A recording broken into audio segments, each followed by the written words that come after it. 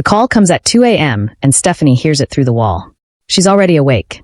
She's been awake since midnight, lying on top of her covers in the thick Chicago July heat, listening to the fan rattle on its third rotation like it's about to give up.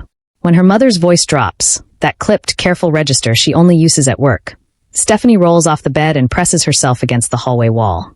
She listens. Seoul National Hospital. Fellowship. Once in a generation opportunity. She hears her mother say, "I have a daughter," and she already knows what's coming. The polite exit. The apology dressed as sacrifice.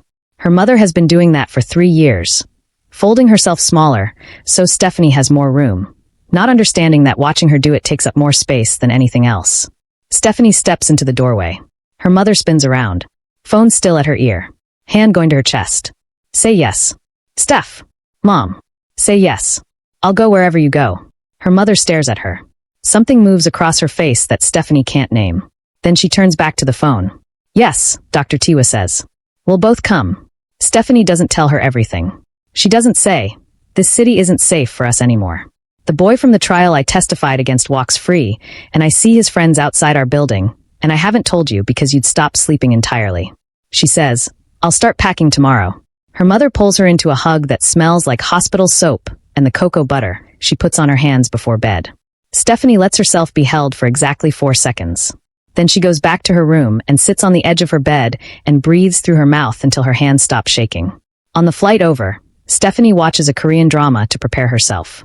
Bad idea from the start. "This man," she mutters at the screen, loud enough that the woman in 14B shifts away from her, "has walked through the same doorway 3 times in slow motion. That's a red flag. Nobody moves like that unless they want something from you." She yanks out the earbud, shoves the screen back into the headrest. Here's what the drama doesn't tell you. And this is real, documented biology. The human brain can't actually tell the difference between a threat and excitement. Same cortisol spike. Same elevated heart rate. Your body hands you the feeling, and your brain decides what to call it. Stephanie has spent 3 years calling everything a threat. She falls asleep somewhere over the Pacific, not knowing she's about to have to learn a new word for it. She does not see the pause screen she left on. Male lead, jaw carved out of something unreasonable, standing in a school courtyard like he built it. Day 1. Seoul International Academy. 8:47 a.m. The campus smells like cut grass and somebody's expensive cologne, and the bright of a morning that hasn't decided how warm it wants to be. Stephanie has her campus map out and a highlighter in her teeth, and she is looking for Building C and not looking at anything else. She rounds a corner. Mercedes. Parked directly in her path like it has a legal right to be there. The front window rolls down. The man behind it has the face of someone whose entire job is making sure other people don't touch things. Stephanie looks at the car. Looks at the path around it. Looks back at the car. In the back seat, a boy glances up from his phone. 1 second. Maybe 2. Then Stephanie walks around the car, map still in hand, highlighter still in her teeth, already counting building numbers. She doesn't look back. The car doesn't move. In the rearview mirror, Min-soo watches her go. Then his eyes cut to the back seat. Seo-jun is looking at the space she just left. Min-soo puts the car in drive. Says nothing. If you have enjoyed this story so far, kindly subscribe and hit the notification bell to ensure you're part of the inner circle for every new release. Tell me your favorite part of the story and why you think it's the best. I'd be in the comments section watching and replying to all your messages. The hallway adjusts the second Chaiwon steps into it. Stephanie sees it from 30 feet away. A bag gets moved, a conversation drops, 2 girls straighten up without seeming to know they're doing it. Chaiwon walks through all of it in a uniform taken in at the waist, Birkin on her arm, scanning the corridor the way you scan something you own. She finds Stephanie in 12 seconds. Stephanie is at the notice board with a highlighter in her teeth, hunting for her classroom number. The notice board smells like old tape and the dry erase marker someone used on the glass case beside it. She's been standing here for 4 minutes, and she's starting to think the building numbering system was designed by someone who hated students personally. "You must be the new transfer." The voice lands right beside her ear. "American?" Stephanie pulls the highlighter from her teeth. "Yeah, your Korean is going to be, well, a small breath. The kind that does the work of a sentence. It happens to all the scholarship girls. You'll find your footing eventually." Stephanie looks at her. Looks back at the board. Finds her classroom number. B114, it was there the whole time. She just kept skipping it. She caps the highlighter. "Thanks," she says and walks. Behind her, the hallway does something it hasn't done in a long time. It waits. Chaiwon stands very still. The Birkin strap is biting into the inside of her elbow, and she doesn't fix it. Then she moves. Same walk. Same posture. but her thumbnail is pressed hard into the side of her index finger, a small white crescent forming in the skin, and she doesn't notice she's doing it. By second period, Stephanie has mapped the following without trying. Chaiwon ranks outfits aloud while the teacher speaks. The teacher hears her and keeps writing on the board. At the cafeteria window, Stephanie sees this during break, forehead almost against the glass because the coffee machine inside is the only thing that looks familiar. Chaiwon sends a plate back. Then sends the replacement back. Then accepts the third with a smile that makes the server's shoulders drop with relief. There's a chair in the library. No sign on it. No name. But every single person in that library knows which chair it is the same way they know not to touch a stranger's food. Stephanie clocks all of it. Stores none of it. She has bigger things to track. Human social hierarchies form fast, 72 hours fast. There's research on this. Throw strangers into a new environment, and within 3 days they've sorted themselves without anyone calling a meeting about it. Chaiwon, you didn't build anything. She just got here first and didn't blink. 3:47 p.m. different corner, same Mercedes. Stephanie stops walking. Looks at the car. Looks at the man in the front seat who is already looking at her with the expression of someone who has had this exact standoff before and won every time. It's a school, she says. Not to him specifically. Just to the situation. It is, Minsu agrees in careful English. She walks around the car. Same direction as this morning. Bag on one shoulder. Map folded under her arm now because she doesn't need it anymore. This time the car doesn't idle. This time, in the back seat, Seojun looks up after she's already gone. At the empty corner, the space where she was. And Minsu keeps his eyes on the road and his thoughts completely to himself, the way he's learned to do in 11 years of working for this family. He pulls out of the lot. Neither of them says anything. The corner stays empty. Stephanie finds a table at the far end of the cafeteria, corner seat, wall at her back, clear sightline to both exits, and opens her workbook next to her tray. The food smells like something between doenjang and the steam from a dishwasher running hot. She's hungry enough to try it anyway. She gets 4 bites in before a tray lands next to hers. No asking. No, is this seat taken? Just tray down, chair scraped back, girl sitting. Blasian. Mismatched socks. One white, one the color of old mustard. A laugh that escapes her mouth before she's finished her sentence, like it surprised her too. You sat in Chaiwon's chair this morning. Stephanie looks up. The notice board chair? The library chair. I wasn't in the library this morning. Day 1 orientation. 8:53 a.m. You sat in it for 40 seconds while the vice principal was talking. Stephanie stares at her. I'm Naomi. She's already opening her lunch. Jinei, but nobody uses that. You're the Chicago transfer. Your mom's at Seoul National. How do you? I grew up here. You pick things up. They talk for 40 minutes. Or, Naomi talks and Stephanie asks 3 questions, and somehow ends up knowing more about Seoul International Academy than she learned from the entire orientation packet. Who matters? Who thinks they matter?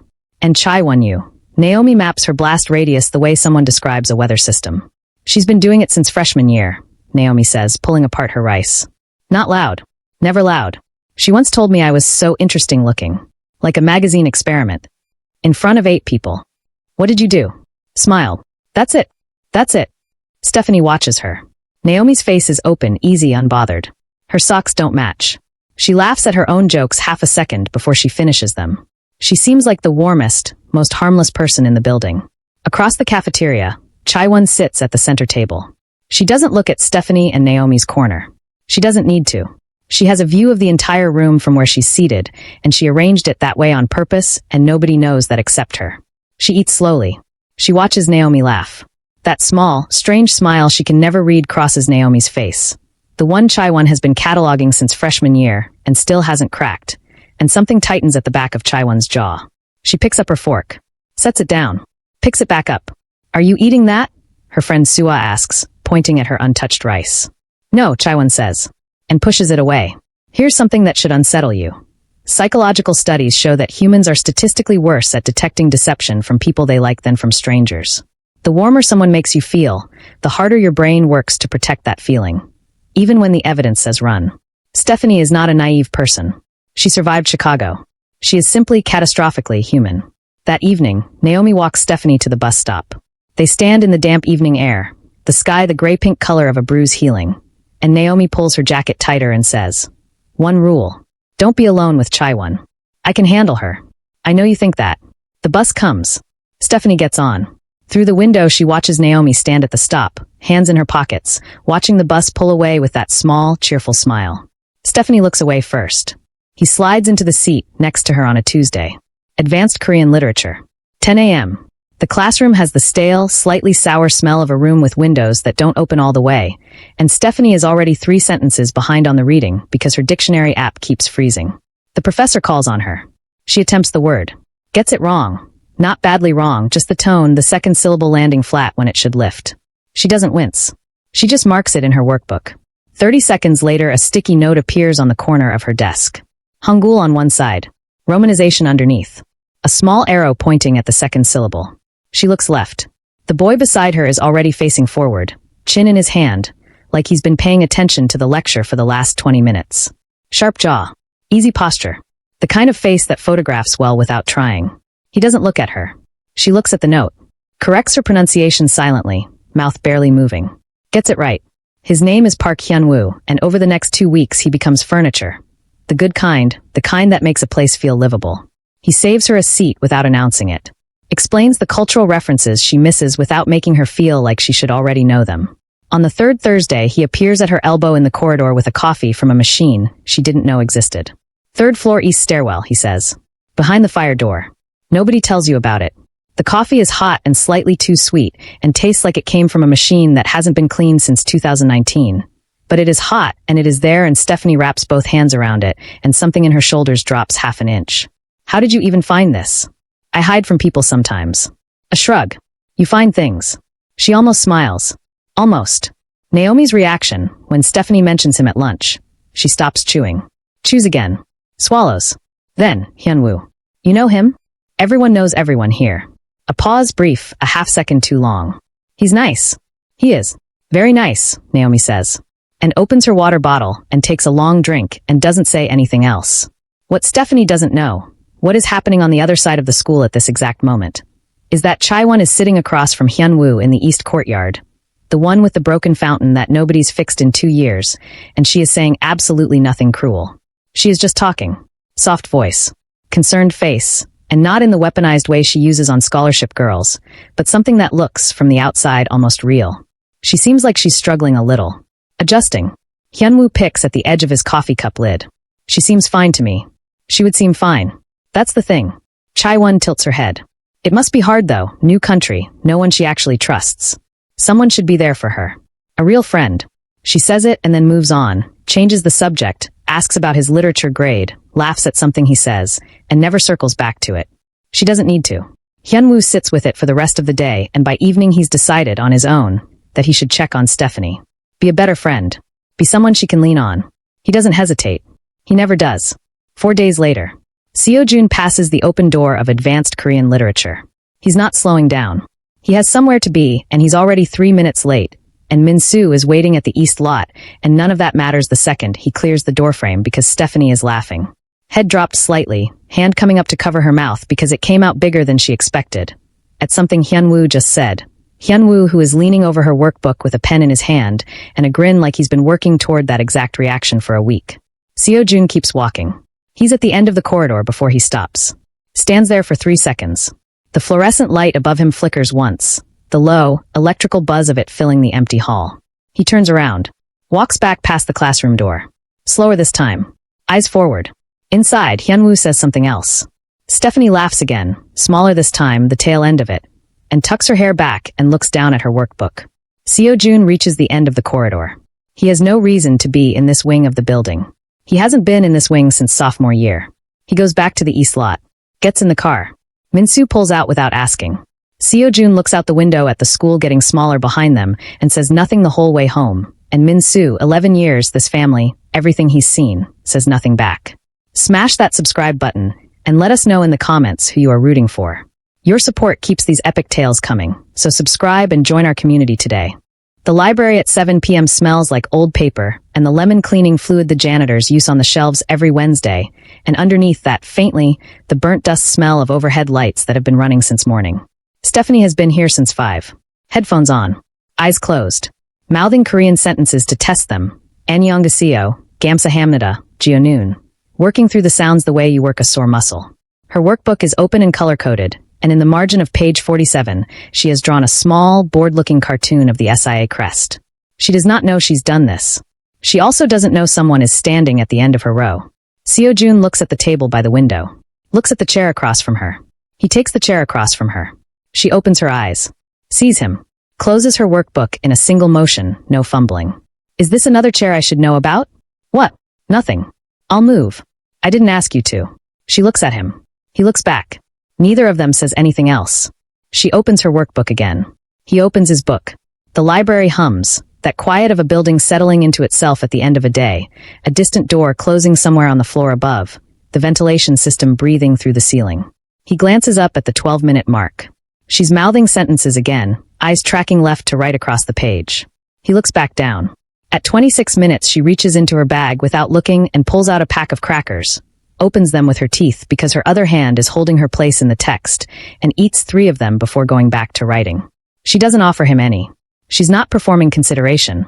She just genuinely forgets he's there, which is the thing that keeps catching him off guard. He is not someone people forget is in the room. At 40 minutes, she packs up. Stands. Pulls her bag onto her shoulder. She doesn't say goodnight. She just leaves. He watches the door for 4 seconds after she's gone. Then looks down at his book. He's on the same page he opened to. Outside, in the car, Min-soo watches him come through the library doors 7 minutes later than usual. Notes the look on his face, not troubled, just distracted. Something Min-soo hasn't seen on this face before. He starts the car. Says nothing. It became a thing Min-soo noticed regularly. Same corner. Same silence. Twice a week, Tuesdays and Thursdays, and then somehow Wednesdays too, and nobody announced Wednesday, it just started happening. He's leaving 5 minutes later each session. He tells himself it's the reading. The chapters are long. By week 3, she's arriving 5 minutes earlier. She hasn't told herself anything about it yet. Here's the biology of it, since nobody ever explains this part. When 2 people exist in repeated, comfortable silence together, the brain starts producing oxytocin, the same chemical released during physical touch. You don't have to say a word. You don't have to do anything. Just be near someone consistently, and your nervous system starts making decisions your conscious mind hasn't caught up to yet. Seo-jun's body knew before he did. Stephanie's body knew before she'd admit it. Chaewon finds out about the library on a Thursday. She's not looking for it. She's cutting through the east wing on her way to the parking lot, and she glances through the glass panel in the library door, and she stops walking. Seo-jun is at a corner table. That is not unusual. He uses the library. The girl across from him is. Chaewon stands at the glass. She can't hear anything. Doesn't need to. What she can see is this. Seo-jun's weight is slightly forward. His book is open, but he's not reading it. He's watching Stephanie work the way you watch something that interests you more than you've decided to admit. In 4 years, Chaewon has never seen him sit like that. She stands at the door for 11 seconds. Then she walks to the bathroom at the end of the corridor and runs cold water over her wrists. An old habit, something she does when her chest gets tight, and stands at the sink until her face does what she needs it to do. She comes out of the bathroom completely composed. Walks to the parking lot. Gets in her car. Her driver asks where she'd like to go. Home, she says. And picks up her phone and starts typing, and doesn't look up the entire ride back. The school assembly runs 45 minutes too long and smells like 200 uniforms and the industrial carpet cleaner they used on the auditorium floor this morning. And by the end of it, Stephanie's left knee is bouncing, and she has bitten through the cap of her pen. She finds the rooftop access door at 4:12 p.m. by accident. She's looking for a bathroom and opens the wrong door, and there it is. Gray sky, open air, the distant sound of Seoul traffic 6 floors below. She takes it as a sign. She's got chips from the vending machine on the 2nd floor, her workbook, and her headphones around her neck because the assembly used up everything she had for ambient sound today. She doesn't hear him come up behind her until the door swings. She didn't turn. Just says, "If Chaewon sent you, I'm going to be very disappointed in your career choices." She didn't. She turns. Seo-jun lets the door close behind him. Looks at the chips.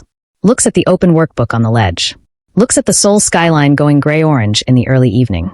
He sits on the ledge 3 feet from her. She watches him do this. "You know there are chairs downstairs," she says. "I know."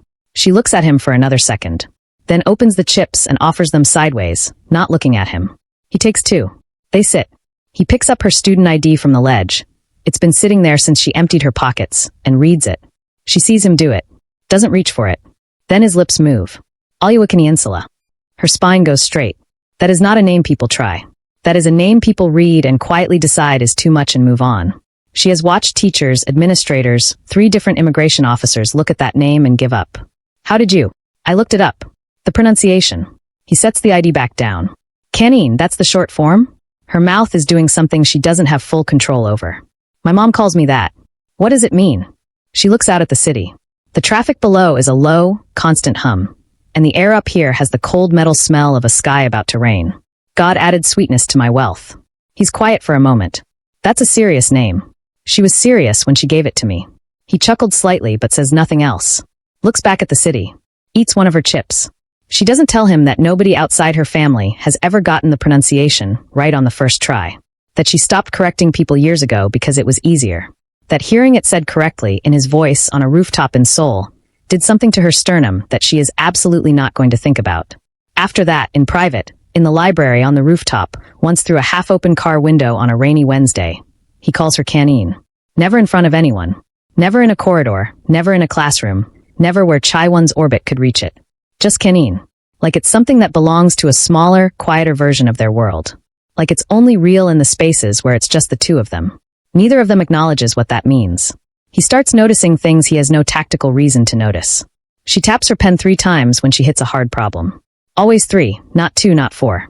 3, and then she writes. She finishes eating before she opens her books. Every time. Like meals deserve their own full attention, and she will not insult them by multitasking. When something genuinely surprises her, she goes completely still first, half a second, sometimes a full one, before she reacts. Like her body needs to verify that the good thing is real before it allows the response. He notices all of this. He does not ask himself why he's noticing. The following Thursday, 7:23 p.m., he comes into the library and she's asleep. Face turned sideways on her workbook, pen still loose in her hand, her breathing slow and even. The lamplight is falling directly across her face. The angle of it is too bright, the kind that gives you a headache when you wake up squinting. He stands there. Then he reaches over and moves the stack of books on her left. Quietly, both hands, not rushing, so they block the direct line of the lamp. The light shifts. Softer now. He pulls back his hand and sits in his chair and opens his book. He reads for 40 minutes. When she wakes up, she comes back to consciousness in stages. A sharp inhale, a confused blink, the split second of not knowing where she is that makes her grip the edge of the desk. Then she sees him, sitting across from her, reading, like nothing. How long was I? Not long. She looks at the lamp, looks at the books stacked differently than she left them, looks at him. He turns a page. She closes her workbook, doesn't say anything. But when she leaves 15 minutes later, she pauses at the end of the row, her back to him, hand on the shelf, and stands there for just a second. Then she goes. He looks up at the empty row, closes his book, sits there in the quiet library with the lamp burning and the city humming 7 stories below, and something sitting in his chest that he has no word for yet. It starts quiet. The best ones always do. A whisper here. Did you hear why she really transferred mid-year? A look there. A subtle shift in who sits where at lunch, engineered so slowly that nobody can point to the moment it changed. Within 4 days, 3 girls who'd nodded at Stephanie in the corridor stopped making eye contact. A boy in her literature class moves his bag off the seat beside her without explanation. It does almost nothing, because Stephanie wasn't talking to most of them anyway. Chaiwon was ready on a Wednesday morning, standing at her locker with Suwa beside her, watching Stephanie walk into the building alone. Headphones on, workbook under her arm, unbothered in a way that is starting to feel like a personal insult. She doesn't care, Suwa says. Helpfully.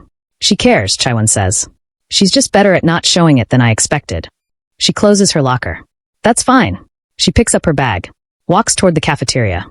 Her next move is already formed. Thursday. Lunch. Stephanie is halfway through her rice when Chaiwon sits down across from her. No invitation. No preamble. She sets her tray down like she belongs there, and she does it with such complete ease that 2 girls at the next table actually shift to make room for a person who is not sitting near them. Stephanie looks up.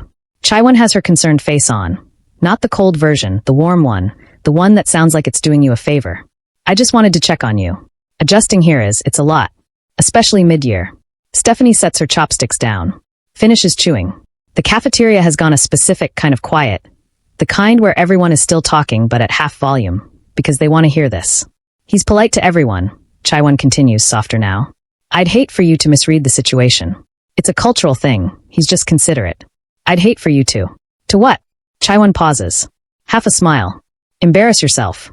The cafeteria breathes in. Stephanie picks her chopsticks back up. I was in the library studying. He was reading a book. She takes a bite. Chews. I don't know what situation you think you're managing, but I'm fine. Enjoy your lunch. She puts her earbud in. Chaiwon sits there for 2 more seconds, because leaving immediately would be a tell, and she knows it. then stands, picks up her tray, and walks back to her table with her spine straight and her shoulders square. She sits down. Suah starts saying something. Chaiwon's hand, under the table, is pressing her thumbnail into her palm hard enough to leave a mark. Not now, she says. Suah closes her mouth.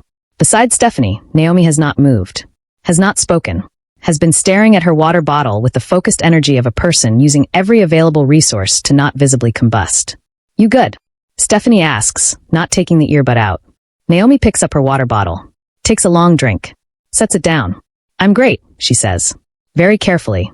That afternoon, Hyunwoo finds Stephanie at the east stairwell, the one with the good coffee machine. And he is so warm. Genuinely, completely warm. His face does the thing where his eyes go soft at the corners and he leans against the wall and says, Hey, I heard about lunch. Don't take it personally. That's just Chaiwon. She does it to everyone. Stephanie looks at him. Does she? She doesn't mean anything by it. She meant something by it. Hyunwoo pauses. Adjusts. She's territorial. It's not about you specifically. Hyunwoo. Yeah. She looked me in the eye and told me not to embarrass myself. He opens his mouth. Closes it. Then, I'm sorry. She shouldn't have said that. Stephanie looks at him for a moment. Then accepts the coffee he's been holding out this whole time, wrapped in a paper sleeve that's already slightly soggy from the heat. Thanks for checking on me, she says. And means it. Here's what nobody tells you about social manipulation. It almost never looks like cruelty. A study out of UC Berkeley found that the most effective forms of social aggression among adolescents are delivered in tones of concern. Not anger. Concern. Because concern gives the target nowhere to stand. You can fight cruelty. You cannot fight someone who is publicly just worried about you. Chaiwon never read that study. She didn't need to. That night, Chairman Yu takes a call. We don't hear it. We see him, 62 years old, silver-templed, sitting in a study lined with books that have never been opened, listening. His face does nothing. When he speaks, it's 3 sentences, measured and low, and then he hangs up and picks up a different phone and makes a call of his own. Somewhere across Seoul, in a hospital office that still smells like fresh paint, Dr. Tiwa's computer pings with an administrative notice. She frowns at it, closes her laptop, tells herself she'll deal with it tomorrow. She won't get the chance. There will be 3 more by morning. Subscribe to the channel right now so you never miss a single second of this cinematic journey. The story is moving fast, and you'll want to be here when the final reckoning hits.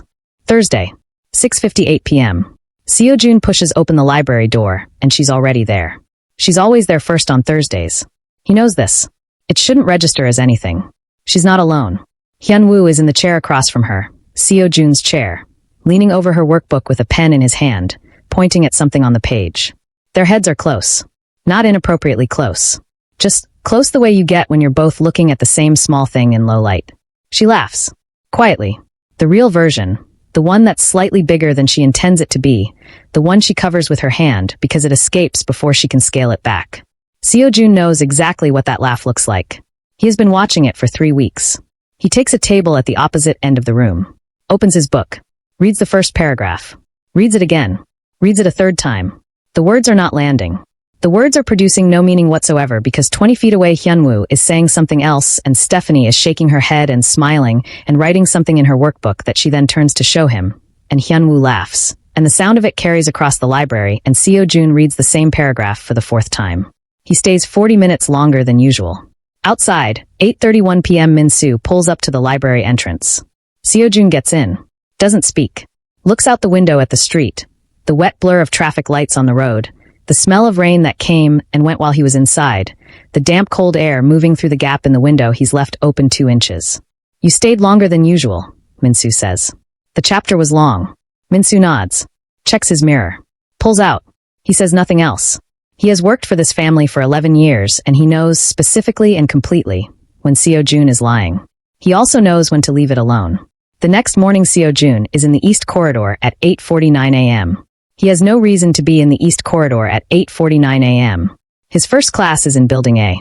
He is in the East Corridor because Stephanie cuts through it on her way from the gate to her locker. He knows this because he has, without deciding to, noted her route. He passes her going the opposite direction.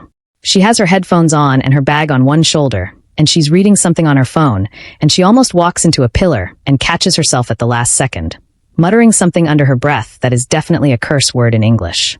He keeps walking, but the corner of his mouth moves. Once. Brief. He schools it before anyone sees it. The following Tuesday, it rains during fifth period. The heavy, sudden kind that turns the courtyard into a lake in under 4 minutes. And by the time the bell rings, the sky is dark, and the temperature has dropped 6 degrees, and Stephanie is at the gate with her bag held over her head, doing the mental calculation of wait or run. The Mercedes pulls up. Window down. She looks at the car. Looks at the sky. The rain coming sideways now, the cold needle sting of it on her forearms. She looks back at the car. I'm fine, she says. Seojun looks at her bag, currently functioning as a roof for her head and nothing else. Your bag is your umbrella. It's working. Min-soo, without turning around. It is raining on your textbooks. She looks down. Her workbook, sticking out of the half-open zip, has a spreading dark patch across the cover. She gets in the car. The back seat smells like leather and the faint trace of whatever he uses on his hair and the cold air she brought in with her. She sits 1 seat's width from him and shuts the door, and rain hammers the roof, and Min-soo pulls smoothly into traffic like he's been waiting for exactly this. Nobody speaks for 90 seconds. Then Seojun, looking out his window at the blurred city. How is your mother? She turns her head. Of everything he could have said, you're welcome, I told you so, you should carry an umbrella. It's this. For words about her mother. She wasn't ready for 4 words about her mother. She's good. Her voice comes out slightly uneven. She steadies it. She loves it here. Happiest I've seen her in a long time. Good, he says. And means it. She can tell he means it. She looks back out her window. The city slides past, all rain-blurred light and gray, and she sits with her wet jacket steaming faintly in the warm car, and her heart doing something she hasn't given it permission to do.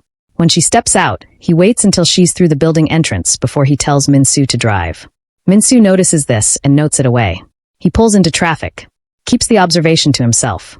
He'll take it, like everything else, directly to his grave. Chairman Kong-dae doesn't shake hands at the beginning of meetings. He shakes hands at the end, after everything is already decided. It's a small thing. Everyone in the room knows what it means. Chairman, you knows what it means. They sit across from each other in a private dining room on the 43rd floor of a building that doesn't have a public directory listing, with 2 lawyers each and a merger agreement that consolidates more power than most governments hold. And they talk about it the way men like this talk about everything, calmly, precisely, like they're discussing weather. The deal is almost done. 1 loose thread. Chairman Yu sets his tea down. My daughter. Chairman Kong-dae looks at him. She understands the arrangement. Yu continues. She has since she was 12. Your son. My son, Kong-dae says. Will do what's required of him. Then we don't have a problem. A pause. The kind that means something. No, Kong-dae says. We don't. They shake hands at the end. Word reaches Chairman Yu 3 days later through a source he pays specifically for this kind of information. His future son-in-law has been seen, repeatedly, deliberately, in the company of the American transfer student. The scholarship girl. The one whose mother works at Seoul National. He makes a call that evening. Civil and unhurried. By the next morning, Dr. Tiwa has 4 administrative flags on her fellowship file. A committee review, requested urgently. Paperwork pulled for re-verification. Her hospital access badge deactivated, pending a security update that nobody in the building can explain. She calls the fellowship coordinator. Gets voicemail. Calls again. Gets a junior administrator who sounds young and nervous and tells her it's a routine process. Nothing to worry about. These things take time. She hangs up. Sits at her desk in her office that still smells like fresh paint and looks at her screen. Her hands are flat on the desk. She doesn't tell Stephanie. Stephanie notices anyway. She notices the way her mother's sleep has changed. Lighter, broken. The 3 a.m. sound of her moving around the kitchen that she thinks Stephanie can't hear. The way she checks her phone during dinner, which she never does. The way she says work stuff too quickly when Stephanie asks. She says nothing, but it sits in her chest like a stone gathering weight. Then someone goes through her locker. She knows immediately. She has a system. Workbook always spine left. Emergency snack at the back right corner. Headphone case on top of the textbooks. Somebody has touched everything. Nothing is gone. Everything is just slightly, deliberately wrong. She closes the locker. Leans her forehead against the cold metal for 1 second. Just one. Then she finds Naomi. Naomi reads the situation off Stephanie's face before she opens her mouth. Pulls her into the bathroom at the end of the east corridor. The one with the flickering bulb that maintenance has been ignoring since October. Its buzzing filling the small tiled room like a trapped insect. Stephanie tells her. All of it. Locker. Her mother's paperwork. The timing of it. Naomi listens. Doesn't interrupt. When Stephanie finishes, Naomi goes very still. Tell me exactly what was moved. Naomi. Exactly. In order. Stephanie tells her. Naomi nods once. Her face has done something Stephanie can't quite read. Okay, Naomi says. Don't do anything. I'm not going to do anything. The fluorescent bulb buzzes above them. Stephanie looks at her. Naomi. I'm not, Naomi says. Calm. Completely calm. I'm just going to think. That evening, 9:47 p.m., Min-soo gets in the car at the front of the Kong residence and waits until the gate closes behind them before he speaks. His voice is the same register it always is. Neutral. Careful. The American girl's locker was accessed this afternoon. Building B, East Wing. Her mother's fellowship file has been flagged. Committee review, access suspension, for separate administrative blocks initiated in the last 36 hours. In the back seat, Seo-jun goes still. His hand on his knee doesn't move. Who authorized it? Not a question, and Min-soo's silence was the answer. Seo-jun looks out the window. The city moves past, the wet dark streets, the red blur of a traffic light, the smell of rain through the cracked window. He looks at none of it. Take me back to school. It's nearly 10. Min-soo. Min-soo takes him back to school. Here's something worth knowing about power, real power, the kind that doesn't need a title. South Korea's top 10 family-owned conglomerates, called chaebols, control nearly a third of the country's entire export economy. They are older than the modern government. They have outlasted presidents. When two of them decide something, it happens. When one of them decides to ruin a woman's career over a dinner table conversation, it takes 36 hours and 4 phone calls. Not because they're efficient. Because nobody says no to them. Nobody ever has. Seo-jun knows this. He was raised inside it. He also knows exactly how to use it in reverse. The cultural showcase is a school tradition. 2 students, 1 heritage presentation, the whole assembly watching. Hyunwoo asks Stephanie to partner with him on a Monday, warm and easy, coffee from the 3rd floor machine already in his hand for her. Yoruba and Korean, he says. The textile history connects actually. You'll see. It'll be good. She looks at the coffee. Looks at him. Yeah, she says. Okay. They work on it for 2 weeks. Her kitchen table, his study notes spread between them. The smell of jollof rice her mother makes on Saturdays drifting through the apartment. He is patient with her Korean pronunciation. She corrects him 3 times on Yoruba history, and he writes every correction down. It feels like friendship. It is the best executed performance of his life. And he doesn't even know it, because somewhere inside the performance something real got tangled up in it, and he hasn't separated the two. He won't. Not until it's too late to matter. The night of the showcase, the auditorium smells like 200 people, and the industrial carpet cleaner, and someone's jasmine perfume cutting through all of it. Stephanie is in the 3rd row waiting for their slot in a dress her mother pressed that morning, her notes index-carded and ordered in her left hand. Naomi is 4 seats down. She catches Stephanie's eye and gives her a thumbs up. Stephanie exhales. Hyunwoo is backstage. When she joins him 5 minutes before they go on, he's smiling. That warm, easy, eye-corner soft smile that she spent 2 months reading is safe. Ready, he says. Ready, she says. They walk out together. The lights are warm and too bright, and the auditorium goes attentive. 200 students, a row of teachers, the vice principal at the end with a clipboard. Hyunwoo takes the microphone first. Standard, they agreed, he opens. She picks up at the textile section. He starts talking. For 45 seconds, it's the presentation. The history, the connection, the research they built together at her kitchen table. Then he pivots. It's so smooth she almost misses it. The words change. Our exchange students' incredible resilience. And the air in the auditorium changes with them, that specific drop in temperature when a room realizes something is happening that wasn't on the program. He talks about Chicago. The trial. The reason a girl transfers mid-year, quietly, through a U.S.-Korea partnership that doesn't usually take high school students. He frames it as admiration. His voice stays warm the entire time. He sounds like someone giving a tribute. He is standing next to her while he does it. The auditorium is completely silent. Stephanie is standing at the front of the room, and she cannot move. It's not shock. Her body knows shock, and this isn't it. This is something worse. This is the paralysis of having every wall you built stripped in public by someone you handed the blueprint to. 200 faces looking at her. She breathes in through her nose. She walks off the stage. Not running. Walking. Head up. Steps even. She will not give this room a single thing more than it has already taken. In the 4th row, Seo-jun stands up. He is on his feet before he's decided to be. Min-soo beside him, here is security, as always, invisible in a plain suit, puts one hand briefly on his arm. Not restraining. Just not here. Seo-jun looks at him. Something moves across his face. He sits back down, but his eyes go to the door she walked through, and they stay there. Naomi is in that bathroom in 60 seconds. Nobody clocks how she gets there so fast. Stephanie is at the sink. Not crying. Hands flat on the porcelain, looking at the drain, her breathing measured and controlled and costing her something to keep that way. Naomi stands in front of her. Doesn't touch her. Doesn't say it's okay or he's terrible or anything that requires Stephanie to respond. She just stands there and lets her breathe. 10 seconds. 15.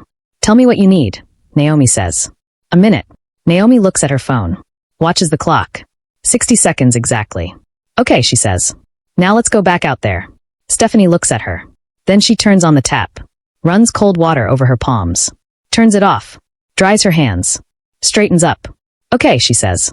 They walk out together. In the parking lot 40 minutes later, the showcase over and the auditorium emptying, Seo-jun finds Hyun-woo by the east exit. He doesn't raise his voice. Doesn't touch him. Just walks up close enough that Hyun-woo has to tilt his head back slightly to hold eye contact, and stands there, and says one sentence. Quietly. We don't hear it. We see Hyun-woo's face drain. To the color of someone who has just understood, completely and finally, that they have made a mistake they cannot walk back. He nods. Once. A small, tight movement. Seo-jun steps back. Turns. Gets in the car. Hyun-woo tells people, afterward, that he decided to focus on his own coursework. That things got busy. That it just didn't make sense to keep crossing buildings for literature class. Nobody really asks. Nobody asks because the look on his face for the rest of the semester, whenever Stephanie's name comes up, whenever he sees her across the courtyard, is the look of someone who knows exactly what they did and has decided that living with it quietly is the only available option. He made the right call. Smash that subscribe button and let us know in the comments who you are rooting for. Your support keeps these epic tales coming, so subscribe and join our community today. Wednesday night. 3 calls. We don't hear them. We see the aftermath. Seo-jun in his room at 11 p.m., phone face down on the desk, jacket still on, sitting in the chair by the window looking out at the city the way you look at something when you're not actually seeing it. The lamp on the desk is the only light. His jaw is set. His hands are loose on his knees. He stays like that for a long time. Thursday morning. Dr. Tiwa opens her laptop. The flags are gone. All 4.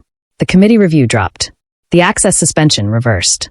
The paperwork, the re-verification requests, the security update that nobody could explain, cleared. Every single one, overnight, no explanation given, no email from the coordinator, no junior administrator calling back. She sits at her desk for a full minute looking at the screen. Then she closes the laptop. Opens it again. Checks twice. Still gone. She puts her hand over her mouth. Sits there. Breathes. The library. Friday. 6:43 p.m. Stephanie comes in and sits across from him and opens her workbook, and for 6 minutes neither of them says anything. The library hums. Someone returns a book at the front desk, the soft thud of it, the librarian's murmur of thanks. Then, my mom's paperwork cleared. He doesn't look up from his book. That's good. All of it. Overnight. Good. Did you? A pause. He turns a page. Your practice sentences are grammatically correct, but they sound like a textbook. Add examples from things you actually say. She stares at him. The side of his face. The way he's reading his book with the focused attention of someone who is absolutely not thinking about what she just asked him. The corner of her mouth moves. Almost nothing. She looks down at her workbook. Okay, she says. She uncaps her pen. Writes something. Taps it 3 times. Gets back to work. Here's a fact that sounds made up but isn't. South Korean chaebols, the family conglomerates that control everything from hospitals to hotels to shipbuilding, have their own internal legal teams larger than most national law firms. They don't navigate the system. They're the system.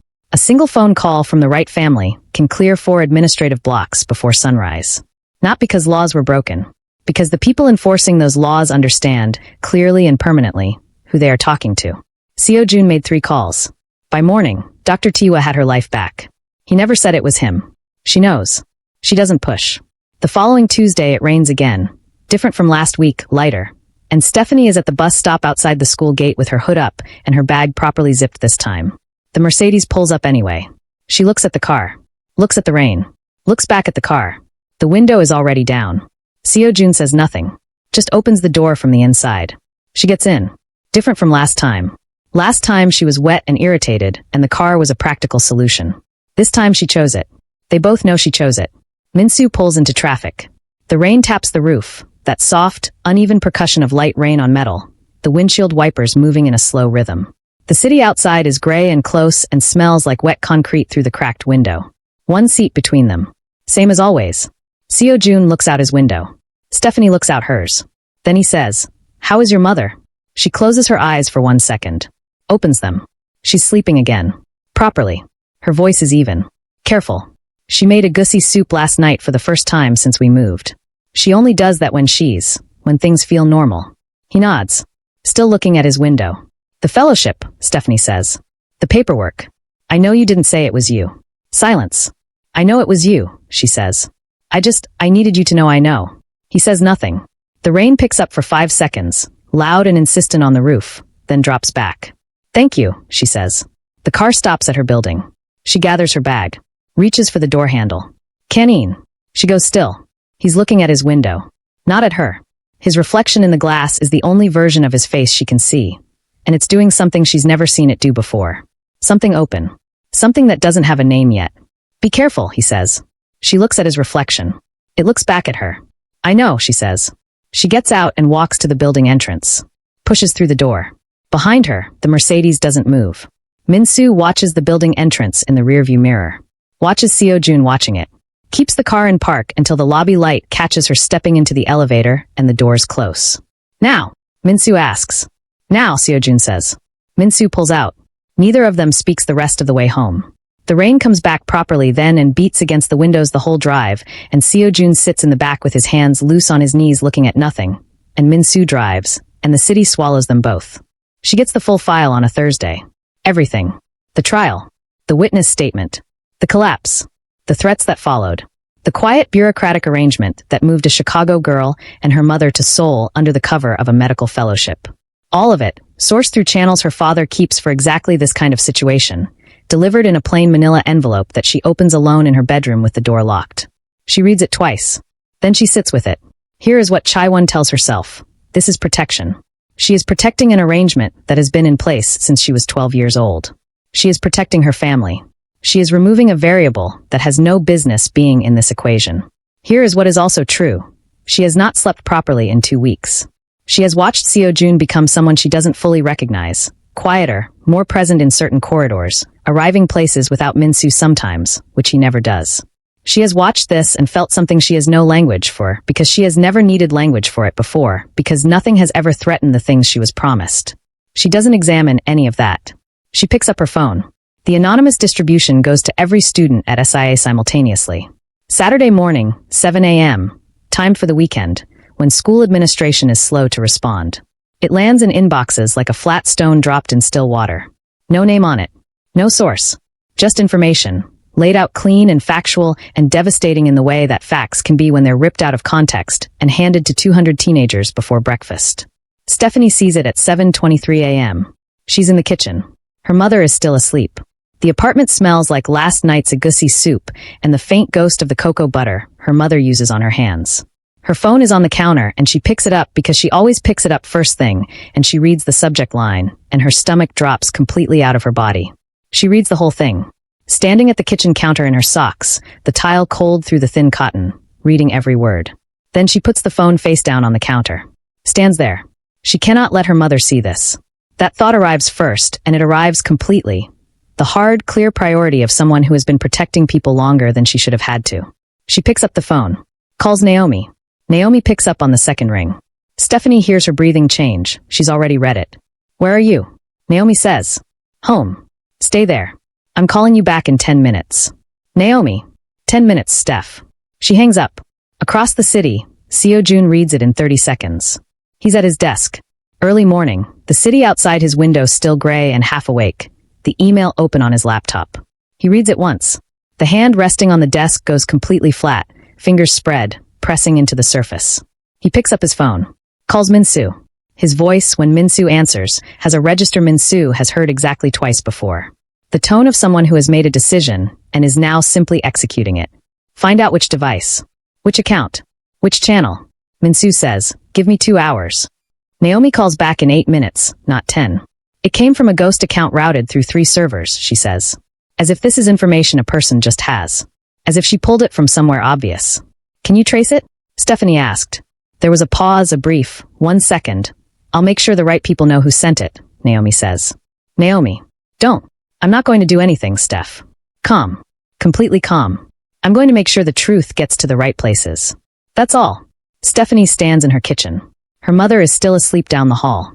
The phone is still warm in her hand. Okay, she says. She should ask more questions, but she doesn't. By Sunday evening, the anonymous channel that traces the distribution back to Chae-won is already moving through student group chats. By Monday morning, it hits the school board. By Monday afternoon, Chairman Yu's assistant is fielding calls from the SIA board of directors that he is visibly unprepared for. The routing used to expose Chaiwon is layered. Ghost accounts inside ghost accounts. The kind of thing that takes resources and knowledge and time, none of which a bullied student with a grudge assembles over a weekend. Min-soo brings this to Seo Jun's attention on Monday evening. Sets a single printed page on the desk. Taps it once. Seo Jun reads it. Goes still. Pull everything you have, he says. On Naomi Jinei. The students who feared Chaiwon, who performed for her, orbited her, moved their bags and lowered their voices and gave up their chairs without being asked, turned against her with the speed of people who have been waiting for exactly this. It is not pretty. It is not fair. It is exactly how power works when it tips. Chaiwon watches it happen from inside it. She goes home Monday evening, takes the elevator to her floor, unlocks her bedroom, closes the door. She stands in front of the floor-to-ceiling mirror for 30 seconds. Then her fist goes back and the mirror goes in a single catastrophic sheet.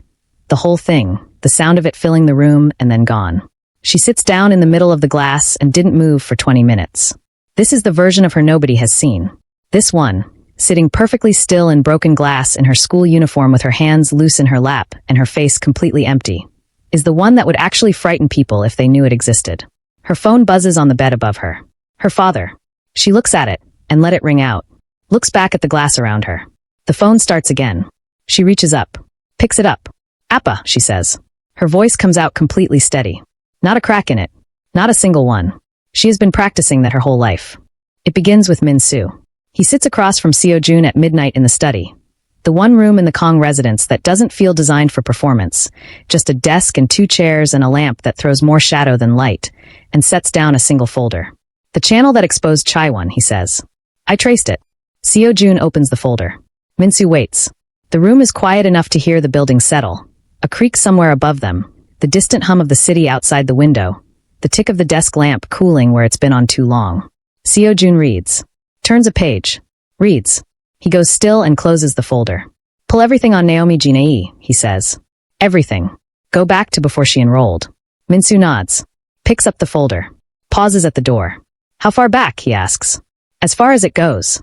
It takes 48 hours. What Min-soo brought back was a reconstruction, layered, cross-referenced.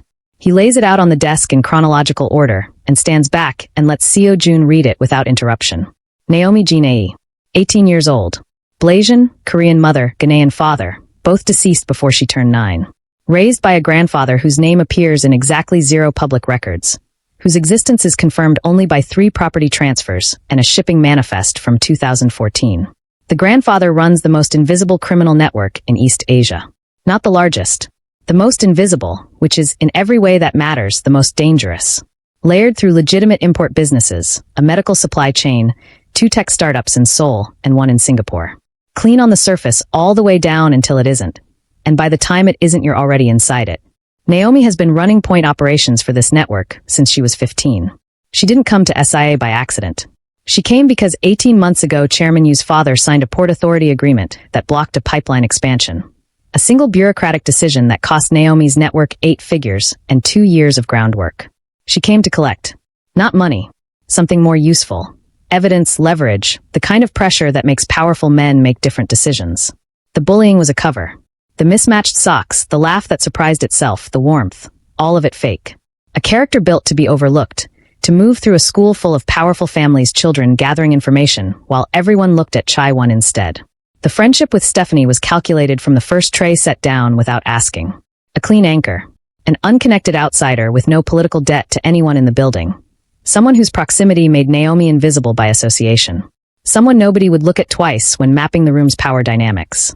Except, somewhere in the execution of this, somewhere between the kitchen table and the agusi soup smell and 60 seconds on a bathroom clock, and tell me what you need. Something happened that Naomi did not plan for and cannot fully explain even to herself. She actually cared about Stephanie.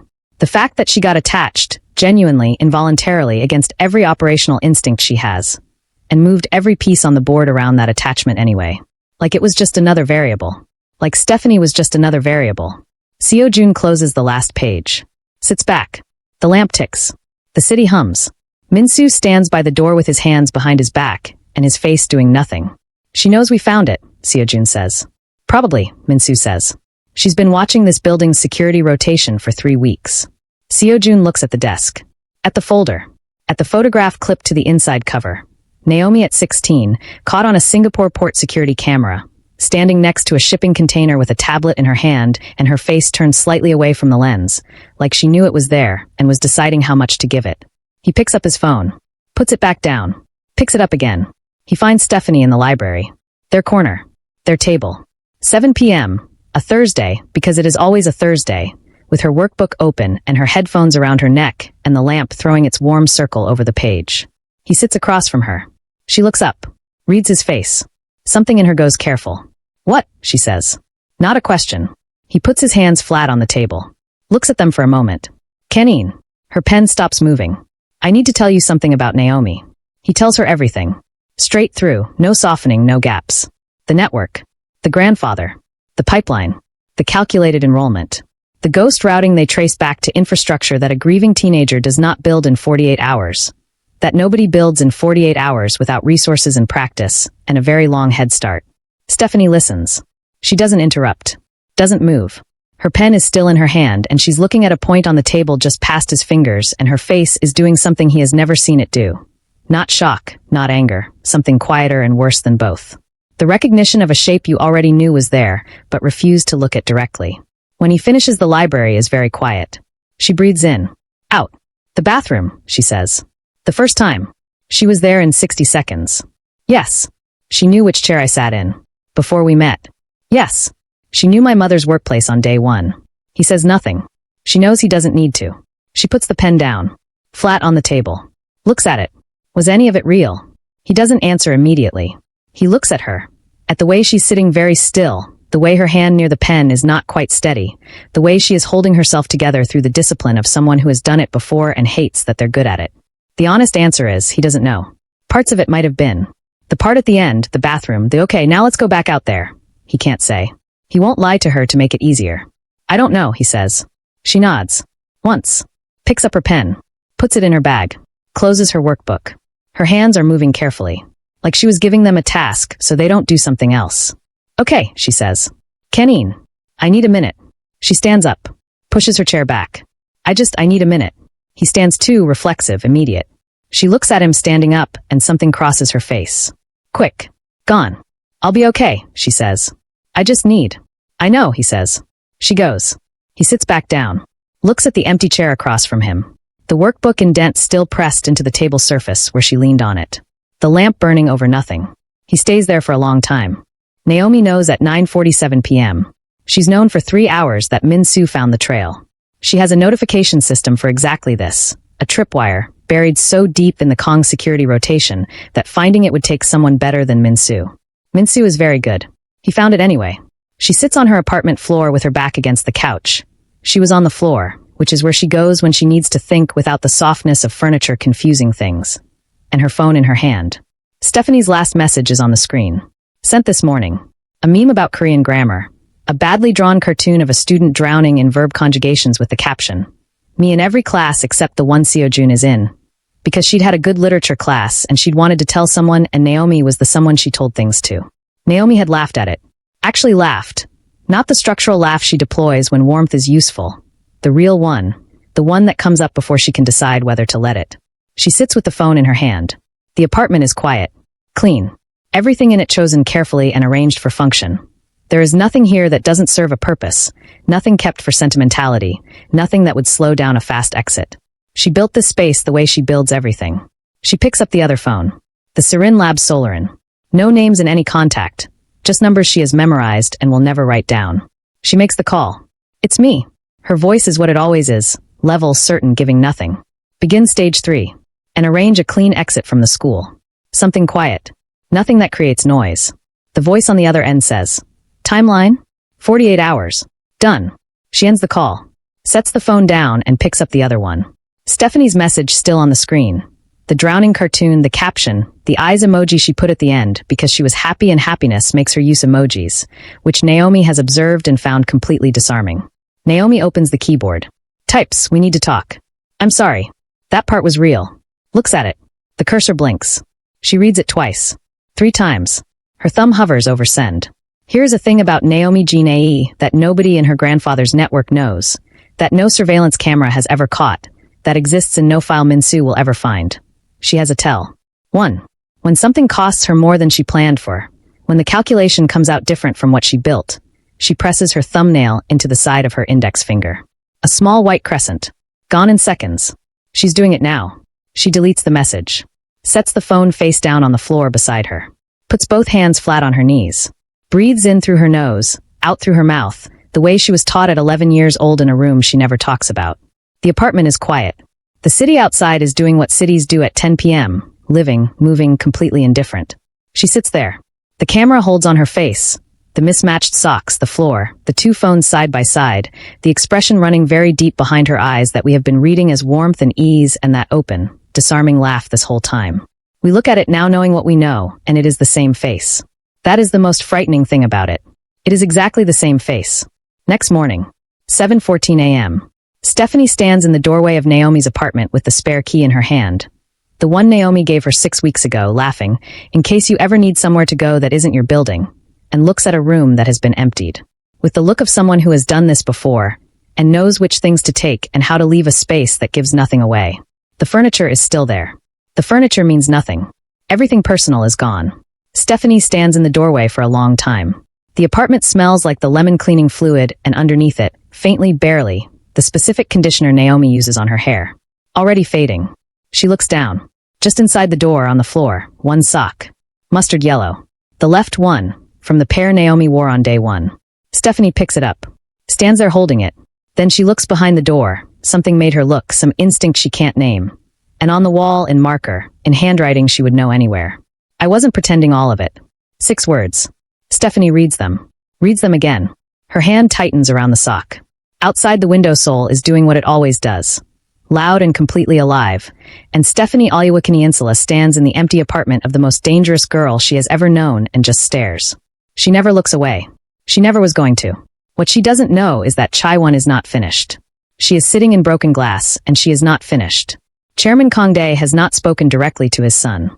That conversation is coming, and it will not be quiet. Dr. Tiwa has started asking questions about the fellowship arrangement. The original one, the call made on their behalf before they left Chicago. The answers she's finding don't match what she was told. Naomi left a door open with 7 words and a mustard yellow sock, and somewhere in East Asia she is sitting in a room that looks exactly like her Seoul apartment. Functional, clean, nothing kept for sentiment. And her phone is in her hand. Stephanie's contact is on the screen, and she is deciding something. You didn't stumble onto this channel by accident. You were looking for something that actually moves you. And now you found it. Don't lose it. Subscribe right now, hit the notification bell, and become part of a community that lives for stories this good. Tell me in the comments, what was the moment that got you? I want to know. I'll be there waiting.